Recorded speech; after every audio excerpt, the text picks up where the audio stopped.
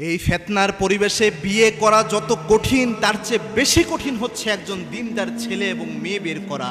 এই পৃথিবীতে আপনি দিনদার ছেলে মেয়ে খোঁজা অনেক কঠিন হয়ে গেছে প্রিয় ভাই। বর্তমান যে বিয়েগুলো হয় দেখবেন টাকার বস্তার সাথে ময়দার বস্তার বিয়ে হয়। মানুষ যখন বিয়ে করতে যায় মেয়ের মধ্যে দিনদারিতে আছে কিনা দেখার চেষ্টা করে না, দেখে মেয়েটা কতটা সুন্দরী, কতটা রূপসী, কতটা রূপ তার মধ্যে রয়েছে এটা দেখার চেষ্টা করে। আর মেয়ের পরিবার দেখার চেষ্টা করে ওই ছেলের চরিত্র আছে না না আছে ওটা পরের বিষয়, ছেলে কত টাকা ইনকাম করে।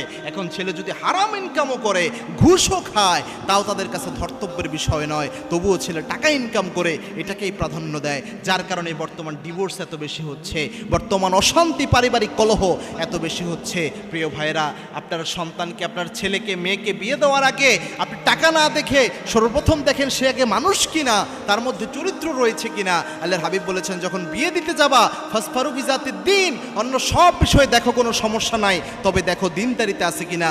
যদি দিনদারিতে থাকে তাহলে চোখ বন্ধ করে তার কাছে বিয়ে দিয়ে দাও।